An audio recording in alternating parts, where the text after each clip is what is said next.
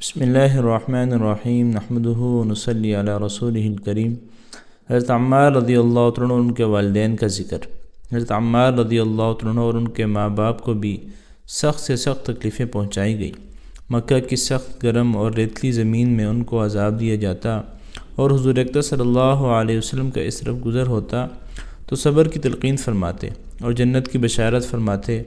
آخر ان کے والد حضرت یاسر رضی اللہ عنہ اسی حالت تکلیف میں وفات پا گئے کہ ظالموں نے مرتے تک چین نہ لینے دیا، اور ان کی والدہ حضرت سمیہ رضی اللہ عنہا کی شرمگاہ میں ابو جہل ملعون نے ایک برچھا مارا جس سے وہ شہید ہو گئی، مگر اسلام سے نہ ہٹی۔ حالانکہ بوڑھی تھی، ضعیف تھی، مگر اس بد نصیب نے کسی چیز کا بھی خیال نہیں کیا۔ اسلام میں سب سے پہلی شہادت ان کی ہے، اور اسلام میں سب سے پہلی مسجد حضرت عمار رضی اللہ عنہ کی بنائی ہوئی ہے۔ جب حضور اکرم صلی اللہ علیہ وسلم ہجرت فرما کر مدینہ تشریف لے گئے تو حضرت عمار رضی اللہ عنہ نے کہا کہ حضور صلی اللہ علیہ وسلم کے لیے ایک مکان سایہ کا بنانا چاہیے جس میں تشریف رکھا کریں، دوپہر کو آرام فرما لیا کریں اور نماز بھی سائے میں پڑھ سکیں۔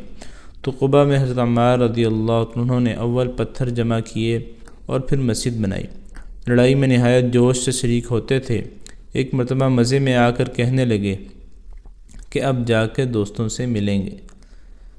حضرت محمد صلی اللہ علیہ وسلم اور ان کی جماعت سے ملیں گے۔ اتنے میں پیاس لگی اور پانی کسی سے مانگا۔ اس نے دودھ سامنے کیا، اس کو پیا اور پی کر کہنے لگے کہ میں نے حضور صلی اللہ علیہ وسلم سے سنا کہ دنیا میں سب سے آخری چیز تو دودھ پیے گا، اس کے بعد شہید ہو گئے۔ اس وقت 94 برس کی عمر تھی، بعض نے 1 آدھ سال کم بتلائی ہے۔